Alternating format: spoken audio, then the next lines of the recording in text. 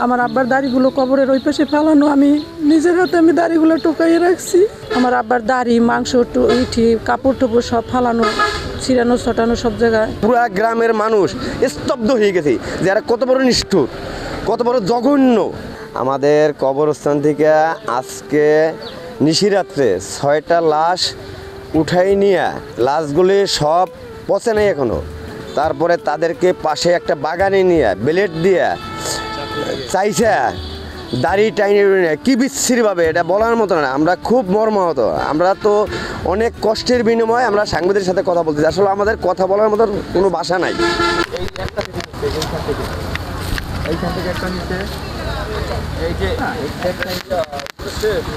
এইখান থেকে নিচে। উপজেলার চিত্রপাড়া কবরস্থান থেকে আজ রাতে 6টি কবর খুঁড়ে কঙ্কালগুলো নিয়ে গেছে দুর্বৃত্তরা। এখানে আমরা কবরস্থানে অবস্থান করতেছি। আমরা যাদের লাশ চুরি করে নিয়ে গেছে তার স্বজনদের সঙ্গে আমরা একটু কথা বলার চেষ্টা করব। আপনার নাম কি? আমার নাম হাসিব চাঁদ। কি হয় আপনার? আমার চাচা। কীভাবে হলো? আজকে সকাল ভোরবেলা আমার বাবারে ফোন দিছে আমার ফুফাতো ভাই যে কবরস্থানে এই রকমের কবরগুলো খোঁড়া খোঁড়া এই অবস্থা। পরে আমরা শুনে সাথে সাথে চলে আসলাম এখানে। এসে দেখি যে কবরগুলো খোঁড়া এবং কবরের ভিতরে লাশ নাই।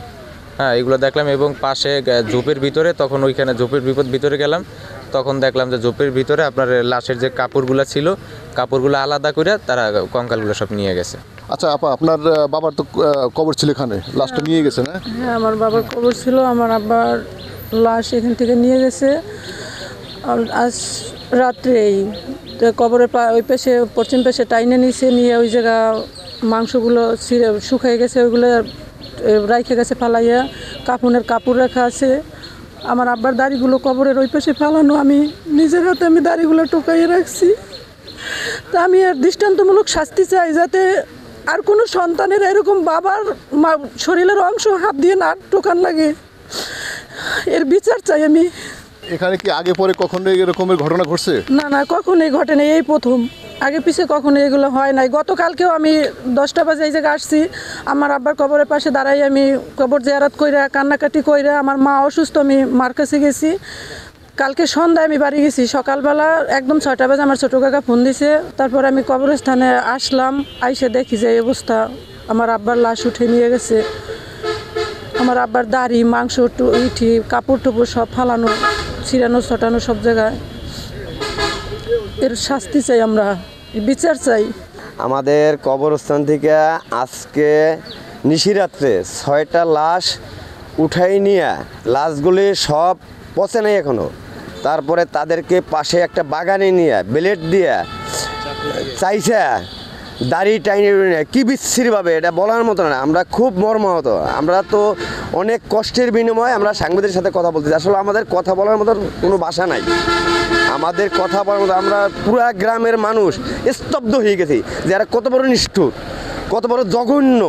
এখন আমরা এই ব্যাপারে কোটালীপাড়া, গোপালগঞ্জ যে প্রশাসন আছে, এদের প্রতি আমরা দ্রুত আহ্বান জানাইতেছি যে এটা দ্রুত সম্ভব এটা তদন্ত করিয়া দৃষ্টান্তমূলক শাস্তির দাবি জানাইতেছি।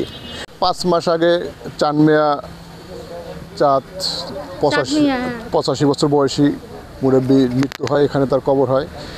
তার লাশটা রাতে চুরি হয়ে যায়। আমরা তার মেয়ে হাওয়া বেগমের সঙ্গে একটু কথা বলবো। আমার বাবা এই অক্টোবরের 30 তারিখ মারা গেছে। এই 5 মাস 5 দিন চলে। আমার বাবা 2টা মসজিদ গড়ছে, মসজিদে নামাজ পড়ছে, শশিনের মুরিদ ছিল, আর জামাতে গেছে, তাবলিগে গেছে। আমার বাবা অনেক ফরজগারি ছিল। তার এই লাশটা কে নিল, এই আপনার কাছে এইটার সুস্থ তদন্ত চাই, আর সরকারের কাছে এইটা বিচার চাই। আমি এই জায়গা বাড়িতে আমি শুনলাম যে এই জায়গায় 5-6টা লাশ নিয়ে গেছে, বুঝছেন। এইখান থেকে শুনকে আমরা বাড়িতে চলে গিয়ে দেখলাম যে 6টা লাশ উঠিয়ে নিয়ে গেছে। এই তেমতেই আমি 6টা উঠেছি, মানে 3টে নিছে। হ্যাঁ, 3টে নিছে, আর নিতে পারে নাই।